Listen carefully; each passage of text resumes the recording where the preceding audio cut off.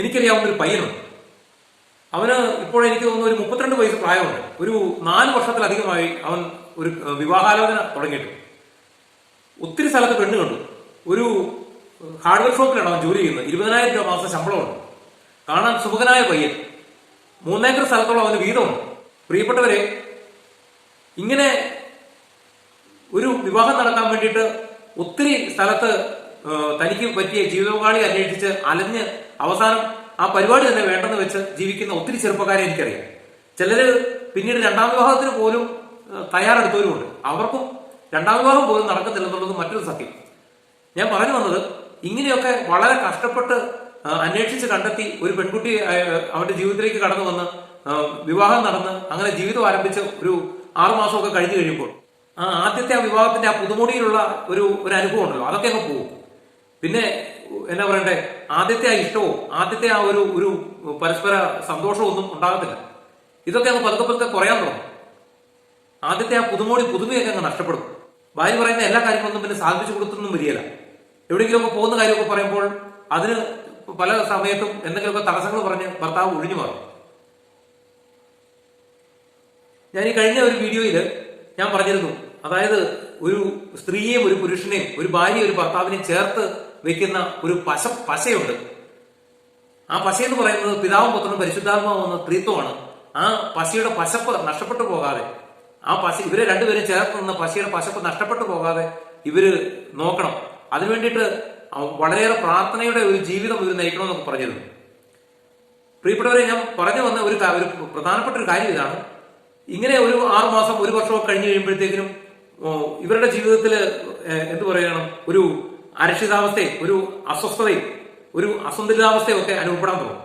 പിന്നെ ഇവരെ വീണ്ടും ചേർത്ത് നിർത്തുന്നതും വീണ്ടും ചേർത്തൊട്ടിക്കുന്നതും ഇവരുടെ ആ പശപ്പിന് വീണ്ടും ശക്തി പകരുന്നതും ഒക്കെ ഇവരുടെ കുടുംബ ജീവിതത്തിലേക്ക് കടന്നു വരുന്ന ഒരു കുഞ്ഞിന്റെ വരവോടുകൂടിയാണ് ഇവര് ആ ഒരു പഴയ സ്നേഹത്തിലേക്ക് വീണ്ടും കടന്നു വരാനായിട്ട്. അതായത് എന്നാ പറയണ്ടേ, ഈ ഒരു വേനൽക്കാലം എല്ലാം കഴിഞ്ഞിട്ട് ഒരു മഴക്കാലം എല്ലാം കഴിഞ്ഞ് ഒരു വസന്തകാലം വീണ്ടും വരുന്ന ഒരു അനുഭവം. അതായത് മുറ്റത്ത് ഒക്കെ കിടക്കുന്ന ആ ചെടിയുടെ അരിയെല്ലാം വീണ്ടും മുളച്ചു പൊന്തി നന്നായിട്ട് പുഷ്ടിച്ച് വളരാനും മൊട്ടിടാനും ആ മൊട്ടുകളെല്ലാം വിടർന്ന് വളരെ മനോഹരമായിട്ട് പൂക്കള് കൊണ്ട് മുറ്റത്ത് നിറയാനും ഒക്കെ ഇടവരുന്നത് പോലെ ഒരു കുഞ്ഞിന്റെ വരവ് ആ കുടുംബത്തെ വീണ്ടും ഒരു പുതിയൊരു വസന്തത്തിലേക്ക് നയിക്കുക. ഇവിടെ ഇവര് രണ്ടുപേരും സത്യത്തില് ആ കുഞ്ഞ് ഇവർക്ക് പകർന്നു നൽകുന്ന ആ ഒരു സ്നേഹത്തിലാണ് ഇവർ ആശ്രയിക്കുന്നത്. ആ കുഞ്ഞിനെ ലാളിക്കുമ്പോഴുള്ള സന്തോഷം, ആ കുഞ്ഞിനെ ഇഷ്ടപ്പെട്ടതെല്ലാം മേടിച്ചു കൊടുക്കുമ്പോഴുള്ള സന്തോഷം, ആ കുഞ്ഞിനെ വളർത്തി വലുതാക്കുമ്പോൾ അവനെ സ്കൂളിൽ അയക്കുന്ന സന്തോഷം, അങ്ങനെ ഓരോ പുതിയ പുതിയ സന്തോഷങ്ങൾ അവനെയും കൂടെ കൂട്ടി, അല്ലെ അവളെയും കൂടെ കൂട്ടി ഇവരുടെ യാത്രകൾ, അങ്ങനെ അവന്റെ കളികൾ ചിരികൾ, ഇതെല്ലാം ഇവർക്ക് പകർന്നു നൽകുന്ന സന്തോഷം. Praise the Lord, hallelujah. പ്രിയപ്പെട്ടവരെ, പലരും എന്റെ ഈ വീഡിയോ ഒക്കെ ചിലപ്പോൾ ഒരുപക്ഷെ ഒരു അല്പസമയമൊക്കെ കണ്ടിട്ട് ചിലപ്പോൾ സ്കിപ്പ് ചെയ്ത് പോകുന്നവരുണ്ടാവും. എനിക്ക് നിങ്ങളോട് പറയാനുള്ളത്, എന്നിലൂടെ ദൈവത്തിന്റെ പരിശുദ്ധാത്മാവ് നിങ്ങളോട് പറയാൻ ആഗ്രഹിക്കുന്ന കാര്യം ഇത് മുഴുവൻ നിങ്ങൾ കേൾക്കണം. ഇത് നിങ്ങൾ പ്രത്യേകിച്ച് ഈ വീഡിയോ പിടിച്ചിരിക്കുന്ന ഇതിലേക്ക് നോക്കിക്കൊണ്ടിരിക്കണം. നിങ്ങൾ എന്തെങ്കിലും ജോലി ചെയ്യുവാണെങ്കിൽ മൊബൈൽ അവിടെ ഓണാക്കി ഒന്ന് പ്ലേ ചെയ്ത് അവിടെ വെച്ചാൽ മതി. നിങ്ങൾക്ക് നിങ്ങളുടെ ജോലി നടക്കും. ഈ പങ്കുവയ്ക്കുന്ന കാര്യങ്ങൾ നിങ്ങൾക്ക് കേൾക്കാനും സാധിക്കും. അതിലൂടെ നിങ്ങൾക്ക് ലഭിക്കുന്ന ദൈവാനുഗ്രഹം നിങ്ങളുടെ ജീവിതത്തിലേക്ക് കടന്നു വരും. അപ്പോൾ ഞാൻ പറഞ്ഞു വന്ന ഒരു പ്രധാനപ്പെട്ട ഒരു കാര്യം ഇതാണ്. ഇത് എന്നാ പറയുക, നമ്മൾ സയൻസിലൊക്കെ പഠിച്ചിരിക്കുന്ന പോലത്തെ ഒരു ചക്രമാണ്, സ്നേഹത്തിന്റെ ഒരു ചക്രം. ഇങ്ങനെ ഒരു കുറച്ച് നാൾ കഴിയുമ്പോൾ ഈ കുഞ്ഞെന്ത് ചെയ്യും? ഞാൻ കഴിഞ്ഞ ദിവസം സൗഹൃദത്തിന്റെ ആ ടോക്കിൽ പറഞ്ഞതുപോലെ ആ കുഞ്ഞ് ഒരു നിശ്ചിത പ്രായം കഴിഞ്ഞ് കഴിയുമ്പോൾ അവൻ ചിറക് വെച്ച് പടർന്ന് അവന്റേതായ ഒരു ലോകത്തേക്ക് പോവുകയാണ്. പണ്ടൊക്കെ എന്ന് പറഞ്ഞു കഴിഞ്ഞാൽ കാരണന്മാര് പറയുന്ന അനുസരിച്ചാണ് മക്കള് ജീവിച്ചുകൊണ്ടിരുന്നത്, വളരെ വളർന്നിരുന്നത്. എന്നാൽ ഇന്ന് മക്കൾ പറയുന്നത് കേട്ടിട്ട് കാരണന്മാര് ജീവിക്കേണ്ട ഒരു ദുർഗതിയിലേക്ക്, ഒരു ദുരവസ്ഥയിലേക്ക് വന്നിരിക്കുക. അതുകൊണ്ട് എന്താ പ്രശ്നം എന്ന് ചോദിച്ചാൽ, ഈ കുഞ്ഞുങ്ങളെ വളർത്തുമ്പോൾ ഇന്ന് മറ്റൊരു ദുരന്തം നമ്മുടെ സമൂഹത്തിൽ, നമ്മുടെ കുടുംബങ്ങളിൽ നടക്കുന്നുണ്ട്. അതായത് പട്ടിയെ വളർത്തുന്ന പോലെ കുട്ടിയെ വളർത്തുന്ന പോലെ പട്ടിയെയും വളർത്തുന്ന ഒരു കാലഘട്ടത്തിലൂടെയാണ് നമ്മളിപ്പോൾ കടന്നു പോകുന്നത്. നിങ്ങൾ ഈ സോഷ്യൽ മീഡിയ ഒക്കെ തുറന്നു നോക്കി കഴിഞ്ഞാൽ കാണാം, പൂച്ചയ്ക്ക് ചോറ് വാരി കൊടുക്കുന്നു, പട്ടിയെ പിടിച്ച് കൂടെ കിടത്തുന്നു, പട്ടിയെ വാരി ഊട്ടുന്നു.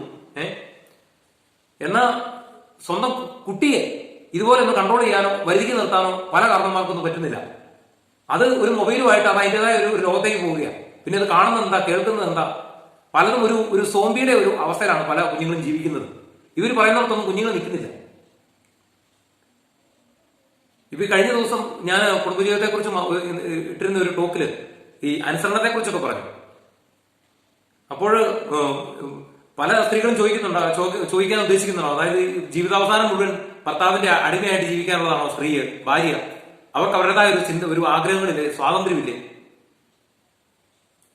അനുസരണത്തിന്റെ വില എന്ന് പറയുന്നത് അത് നമുക്ക് ചുമ്മാ അങ്ങനെ ഒരു 0 മുതൽ 9 വരെയുള്ള സംഖ്യ വെച്ചിട്ട് കൂട്ടാനും കുടിക്കാനും കഴിച്ചാനും കിട്ടുന്ന ഒരു സംഭവമല്ല.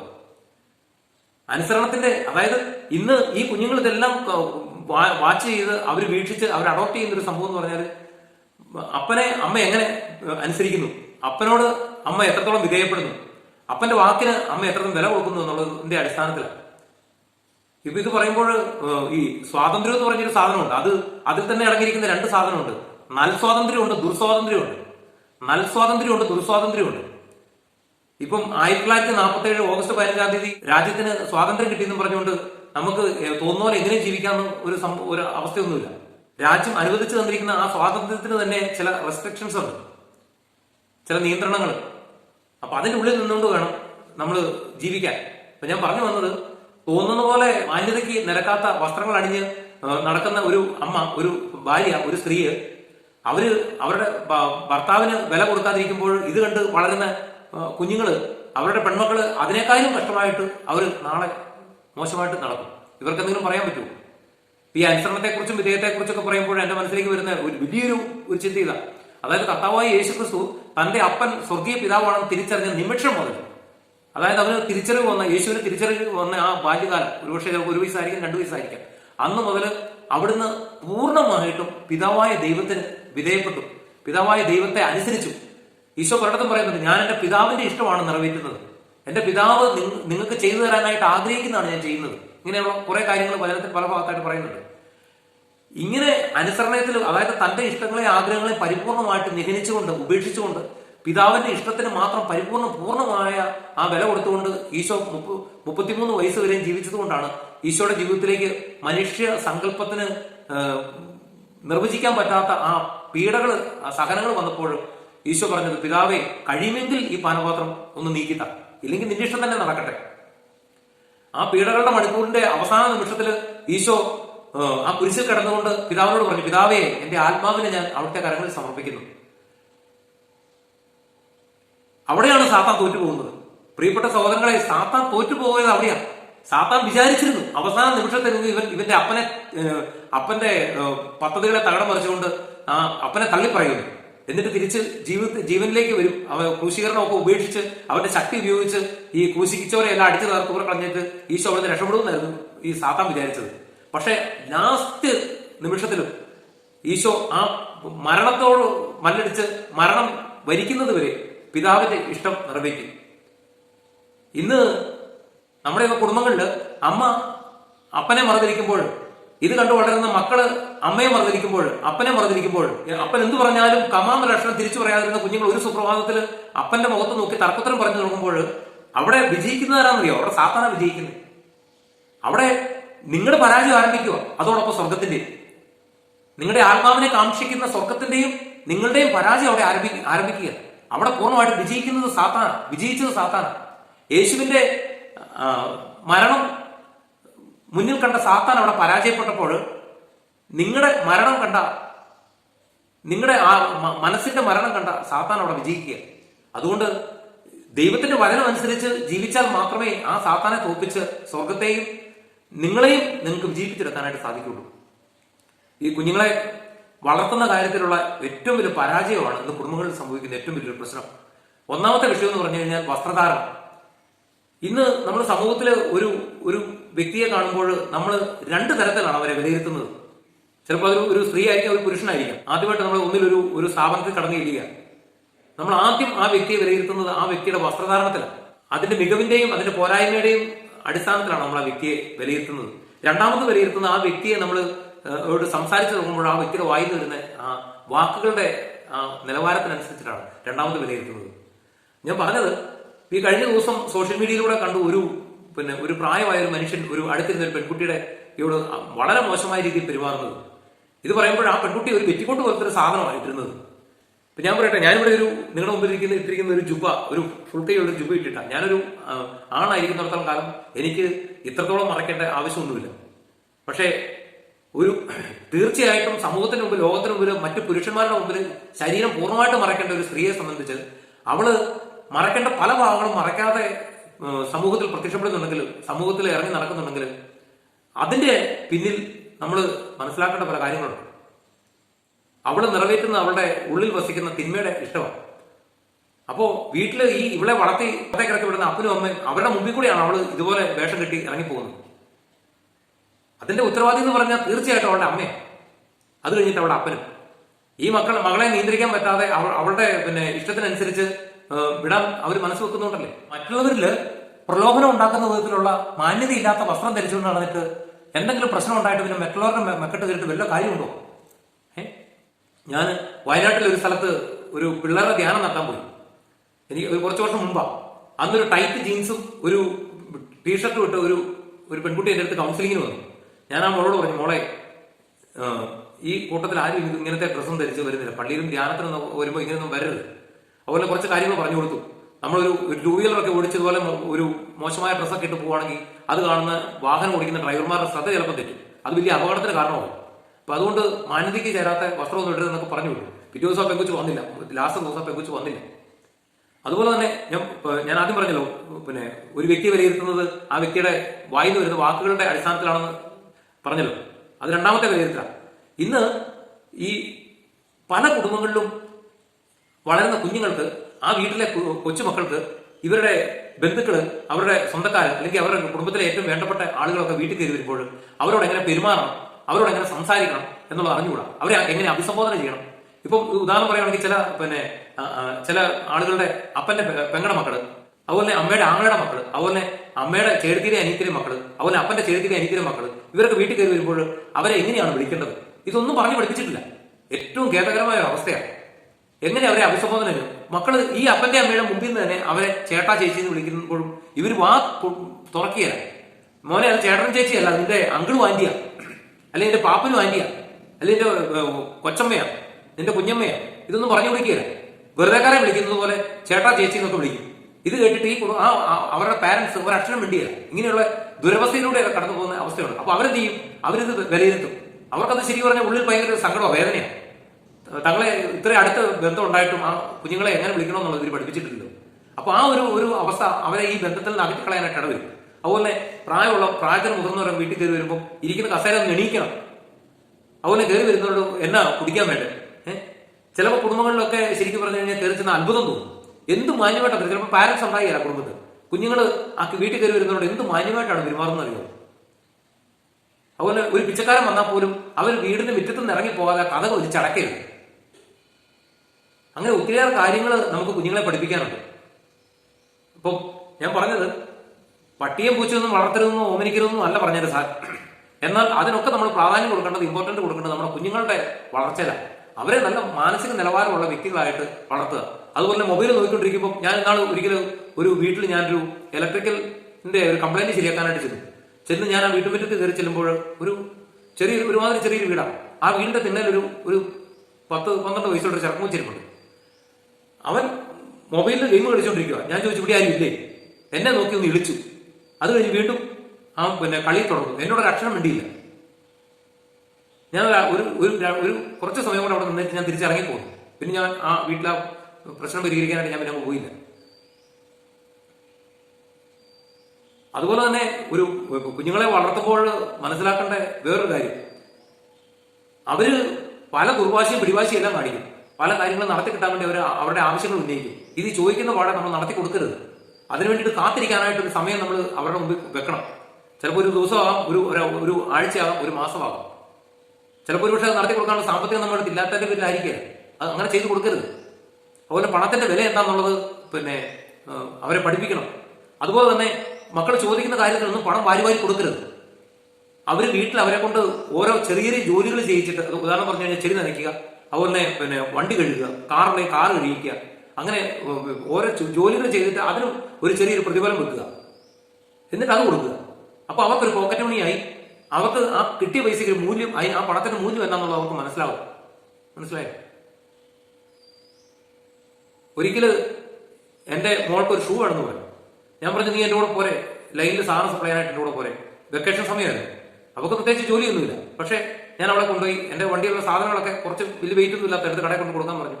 കൊടുത്ത് ഒരു 10 ദിവസം കഴിഞ്ഞ് ഒരു 50 രൂപ വെച്ചാൽ ഞാൻ കൊടുത്ത ഡെയിലി. പോകുന്ന വഴിക്ക് ഭക്ഷണമൊക്കെ മേടിച്ച് കൊടുക്കും, 50 രൂപയും കൊടുത്തു. അത് കഴിഞ്ഞിട്ട് പോരാത്ത പൈസ ഞാൻ പിന്നെ എക്സ്ട്രാ കൊടുത്തിട്ട് അവൾ ചോദിച്ച ഒരു ഷൂ 1400 രൂപ വിലയുള്ള ഷൂ മേടിച്ചു കൊടുത്തു. ഒരിക്കല് ഞാനൊരു ട്രാവലർ ഓടിച്ചിട്ട് പിന്നെ യാത്ര കഴിഞ്ഞ് വരുമ്പോൾ അവസാനം എന്റെ വണ്ടിയിൽ നിന്ന് ഇറങ്ങിപ്പോയ ഒരു ഉദ്യോഗസ്ഥൻ, എന്തൊരു ക്ലബിന്റെ ഒരു ട്രിപ്പായിരുന്നു. ആ മനുഷ്യൻ അയാളൊരു കോടീശ്വരനാണ്.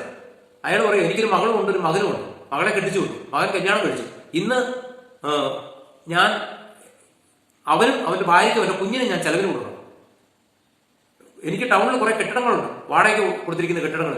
അവൻ ഇറങ്ങിപ്പോയിട്ട് അതിന്റെ വാടക പോലും അവൻ തിരിച്ചടിക്കുകയാണ്. മുഴുവൻ സമയം വെറുതെ ഇരിക്കും വീട്ടിൽ. ഞാൻ അന്നേരം എന്റെ ചില കാര്യങ്ങൾ പറഞ്ഞപ്പോൾ അയാൾ സങ്കടപ്പെടുക. എന്റെ മോളെ കൊണ്ട് ഞാൻ വണ്ടി കഴിച്ചിട്ട് അവർക്ക് ഞാൻ 20 രൂപ കാഴ്ചയിൽ ഒരിക്കലും അങ്ങനെയൊക്കെ പറഞ്ഞപ്പോൾ അയാൾ സങ്കടപ്പെടുക. എനിക്ക് അബദ്ധം പറ്റി, എനിക്ക് അങ്ങനെയൊന്നും ചെയ്യാൻ പറ്റിയില്ല. അവരുടെ ചോദിച്ച കാര്യങ്ങളെല്ലാം ഞാൻ നടത്തി കൊടുത്തോണ്ടിരുന്നു. സുഭാഷിതങ്ങൾ 22:6 പറയുകയാണ്, ശൈശവത്തിൽ നടക്കേണ്ട വഴി പരിശീലിപ്പിക്കുക, വാർദ്ധക്യത്തിലും അതേ വഴി പിൻചൊല്ലും. പ്രിയപ്പെട്ട സഹോദരങ്ങളെ, നമ്മൾ നമ്മുടെ കുഞ്ഞുങ്ങളെ ചെറിയ പ്രായത്തിൽ നടക്കേണ്ട വഴി അവർക്ക് കാണിച്ചു കൊടുത്താൽ, അവരെ ആ വിധത്തിൽ നമ്മൾ പരിശീലിപ്പിച്ചാൽ, അവർ മരണം വരെയും എത്ര പ്രായമായാലും അവർ അതേ വഴി തുടരും. അതുപോലെ തന്നെ നിങ്ങൾക്ക് നിങ്ങളുടെ കുഞ്ഞുങ്ങളെ കൊണ്ട് നിങ്ങൾ അനുഭവിക്കണമെന്ന് നിങ്ങൾ ആഗ്രഹിക്കുന്നുണ്ടെങ്കിൽ, അവരിൽ നിന്ന് നിങ്ങൾക്കൊരു നന്മ ലഭിക്കണമെന്ന് നിങ്ങൾ ആഗ്രഹിക്കുന്നുണ്ടെങ്കിൽ, നിങ്ങൾ തീർച്ചയായിട്ടും ഒരു ദിവസം പോലും മുടങ്ങാതെ നിങ്ങൾ സന്ധ്യാപ്രാർത്ഥനയിലൂടെ അവരെ ഉൾപ്പെടുത്തുക. ചിലപ്പോൾ പിറ്റേ ദിവസം പരീക്ഷയായിരിക്കാം, ആ സമയം അവിടെ പഠിക്കാനെന്ന് പറഞ്ഞുകൊണ്ട് അവരെ പഠിക്കാനെത്തിയിട്ട് നിങ്ങൾ പ്രായമുള്ളവർ പ്രാർത്ഥിച്ചുകൊണ്ട് ഒരു കാര്യമില്ല. ആ കുഞ്ഞുങ്ങളെ അരമണിക്കൂർ പ്രാർത്ഥിക്കാനായിട്ട് നിങ്ങൾ നിർബന്ധിക്കുക. കാരണം ദൈവത്തിന്റെ കൃപയില്ലാതെ ഈ ലോകത്ത് ഒരു നിമിഷം പോലും മുന്നോട്ട് പോകാനായിട്ട് സാധിക്കില്ല. മനസ്സിലായോ? അങ്ങനെ പ്രാർത്ഥിക്കേണ്ട സമയത്ത് പ്രാർത്ഥിക്കാനും ജോലി ചെയ്യേണ്ട സമയത്ത് ജോലി ചെയ്യാനും നിങ്ങൾ അവരെ പരിശീലിപ്പിക്കണം. ദൈവവിശ്വാസത്തിൽ അതുപോലെ വീട്ടിൽ നിന്ന് സ്കൂളിലേക്ക് പോകുന്നതിന് മുമ്പ് രൂപത്തിന് മുമ്പ് നിന്നിട്ട് ഈശോയുടെ മുമ്പിൽ നിന്നിട്ട് ഒരു നിമിഷം പ്രാർത്ഥിച്ചിട്ട് പോകാനായിട്ട് അവരെ പഠിപ്പിക്കണം. പഠിക്കാനിരിക്കുന്നതിന് മുമ്പ് പ്രാർത്ഥിക്കാനായിട്ട് അവരെ പഠിപ്പിക്കണം. പ്രാർത്ഥിച്ചിട്ട് പഠിക്കാനായിട്ട് അവരെ പഠിപ്പിക്കണം. പരീക്ഷയ്ക്ക് പോകുമ്പോൾ അപ്പനും അമ്മയും കുഞ്ഞുങ്ങളുടെ തലയിൽ കൈവച്ച് പ്രാർത്ഥിച്ചിട്ട് വിടണം. അത് അവരുടെ ജീവിതത്തിൽ അവർക്ക് ലഭിക്കാവുന്ന ഏറ്റവും വലിയൊരു കൃപയായിരിക്കും. മനസ്സിലായോ? നിങ്ങൾ എത്ര പാപി ആയിക്കോട്ടെ, നിങ്ങൾക്ക് ഒരു യോഗ്യതയും ചിലപ്പോൾ ഒരു പക്ഷേ നിങ്ങൾ കാണുന്നുണ്ടായിരുന്നു, പക്ഷെ അപ്പൻ അമ്മ എന്ന് പറയുന്ന ഒരു അഭിഷേകം നിങ്ങളിലുണ്ട്. ആനാമ്പളം ഉണ്ടെങ്കിൽ ആനാമ്പളം തൊട്ട് അവരുടെ നെറ്റിയെ കുറിച്ച് വരച്ച് അവരെ തലയിൽ കൈവച്ച് പ്രാർത്ഥിച്ച് അനുഗ്രഹിച്ച് വേണം പരീക്ഷയ്ക്കായിട്ട് വിടാൻ. നിങ്ങളന്ന് ഇതുവരെ വിട്ടിട്ടില്ലേ, ഒന്ന് വിട്ടു നോക്കും. അന്ന് വരെ കിട്ടാത്തൊരു വലിയൊരു വിജയമായിരിക്കും അവരുടെ ജീവിതത്തിൽ കിട്ടുന്നത്. ഏതെങ്കിലും ഒരു വഴി യാത്ര ചെയ്യുമ്പോൾ ഈശോയുടെ മുമ്പിൽ നിന്ന് പ്രാർത്ഥിച്ചിട്ട് പോകുന്ന ഒരു ശീലത്തിലേക്ക് അവരെ വളർത്തണം. അതുപോലെ മരിച്ചവർക്ക് വേണ്ടി പ്രാർത്ഥിക്കാനായിട്ട്, ഓഫീസ് ചെല്ലിക്കാൻ, മരിച്ചവർക്ക് വേണ്ടി പ്രാർത്ഥിക്കാൻ, സെമിത്തേരി പോയിട്ട് കല്ലറ എന്നിട്ട് മരിച്ചുപോയ കാരണന്മാരൊക്കെ ഉണ്ടെങ്കിൽ അവരുടെ കല്ലറയിൽ പോയി പ്രാർത്ഥിക്കാനായിട്ടൊക്കെ അവരെ പരിശീലിപ്പിക്കണം. പള്ളിയിൽ മരിച്ചവർക്ക് വേണ്ടിയുള്ള കുർബാന ചെല്ലിക്കാനായിട്ട് പൈസയൊക്കെ ഇടയ്ക്കിടയ്ക്ക് അവരുടെ അടുത്ത് തന്നെ കൊടുത്തു വിട്ടിട്ട് അച്ഛൻ്റെ അടുത്ത് കൊടുപ്പിക്കണം. ഇങ്ങനെയൊക്കെ നമ്മൾ ചെയ്താൽ മാത്രമേ ആ കുഞ്ഞുങ്ങൾ നമ്മളുടെ മരണശേഷം അവർ നമുക്ക് വേണ്ടി പ്രാർത്ഥിക്കുകയുള്ളൂ. മനസ്സിലായോ? പിന്നെ രണ്ടാമത് ഇനി ഞാൻ പറയാൻ പോകുന്നത് വളരെ പ്രധാനപ്പെട്ട ഒരു കാര്യമാണ്. ഒരുപക്ഷെ നിങ്ങളുടെ കുഞ്ഞുങ്ങൾ കാണിക്കുന്ന ആ ഒരു തെറ്റിന്റെ പുറത്ത് നിങ്ങൾ അവരെ ശിക്ഷിക്കുമ്പോൾ നിങ്ങൾ ആദ്യം ചെയ്യേണ്ട ഒരു കാര്യം എന്ന് പറഞ്ഞാൽ നിങ്ങളുടെ കോപം അടക്കുക. നിങ്ങൾക്ക് അന്നേരം ഉണ്ടായിട്ടുള്ള ആ കോപത്തെ നിങ്ങൾ 100% നിയന്ത്രിക്കുക. അതിനുശേഷം മാത്രമേ നിങ്ങൾ അവരെ ശിക്ഷിക്കാനായിട്ട് ഒരുങ്ങാവൂ. ഇല്ലെങ്കിൽ എന്താ സംഭവിക്കുന്നറിയോ? നിങ്ങളുടെ ശിക്ഷണം അതൊരു വലിയൊരു ശിക്ഷയായിട്ട് മാറും. കുഞ്ഞുങ്ങൾക്ക് കിട്ടേണ്ട ശിക്ഷണം അതൊരു അവരുടെ ഹൃദയത്തിൽ ഏൽപ്പിക്കുന്ന വലിയൊരു മുറിവിന്റെ ഭാഗമായിട്ടുള്ള ഒരു ശിക്ഷയായിട്ട് മാറും. ചിലപ്പോൾ അതിന് കടന്നു പോകും. അത് അവർക്ക് വലിയ അപകടം തന്നെ വരുത്തി വെച്ചേക്കാം. നിങ്ങൾ പിന്നെ അതിനുശേഷം 1000 വട്ടം ചിന്തിച്ചിട്ടും കാര്യമൊന്നുമില്ല. പ്രിയപ്പെട്ടവരെ, അപ്പോൾ ഞാൻ ഈ വീഡിയോയിൽ ഈ സമയം മുഴുവൻ പറഞ്ഞ ഒരു പ്രധാനപ്പെട്ട കാര്യം എന്ന് പറയുന്നത് കുഞ്ഞുങ്ങളെ ദൈവകൃപയിൽ വളർത്തേണ്ട ആവശ്യകതയെക്കുറിച്ചാണ്. സമൂഹത്തിൽ എങ്ങനെ മറ്റുള്ളവരോട് മാന്യമായിട്ട് പെരുമാറണം, ബന്ധത്തിലും സ്വന്തത്തിലും ഒക്കെയുള്ള കുടുംബത്തിലും ഒക്കെ പെട്ട പ്രായമുള്ളവരെ എങ്ങനെ അഭിസംബോധന ചെയ്യണം, അതുപോലെ എത്രത്തോളം ദൈവവിശ്വാസത്തിലും ദൈവകൃപയിലും അവരെ വളർത്തണം, അവരുടെ മുമ്പിൽ നമ്മൾ എങ്ങനെ മാതൃകയാകണം, ഇതൊക്കെയാണ് ഞാൻ ഈ വീഡിയോയിൽ പറയാനായിട്ട് ഉദ്ദേശിച്ച കാര്യം. ഈ വീഡിയോ കണ്ടുകൊണ്ടിരിക്കുന്ന എല്ലാ പ്രിയപ്പെട്ട സഹോദരങ്ങളെയും ഈശോ സമൃദ്ധമായിട്ട് അനുഗ്രഹിക്കട്ടെ. നിങ്ങളുടെ കുടുംബത്തിലേക്ക് ഈശോ തന്റെ പരിശുദ്ധാത്മാവിനെ അയക്കട്ടെ. എത്ര കരി പിടിച്ചു പോയതാണ്, ഉപയോഗിക്കാൻ കൊള്ളിയല്ല എന്ന് വിചാരിച്ചാലും ദൈവത്തിന്റെ കൃപയുണ്ടെങ്കിൽ ഉപയോഗിക്കാൻ പറ്റാത്തതായിട്ട് ഒന്നുമില്ല. ഇന്ന് ചില പരസ്യത്തിൽ കാണിക്കുന്ന ചില കെമിക്കൽ നിറഞ്ഞ ചില വാഷിംഗ് പൗഡറിന്റെ പോലെയാണ് ദൈവകൃപ. തൂത്താലോ ഉരച്ചാലോ നിമിഷ നേരം കൊണ്ട് പാത്രങ്ങളൊക്കെ നമ്മുടെ ജീവിതങ്ങളൊക്കെ പളുങ്കു പോലെ തിളങ്ങി കിട്ടും. ഓക്കെ, ഈ വീഡിയോ കണ്ടുകൊണ്ടിരിക്കുന്ന എല്ലാ പ്രിയപ്പെട്ട മക്കളെയും ഈശോ സമൃദ്ധമായിട്ട് അനുഗ്രഹിക്കട്ടെ. ഈശോ മിശിഹായിക്ക് സ്തുതിയായിരിക്കട്ടെ.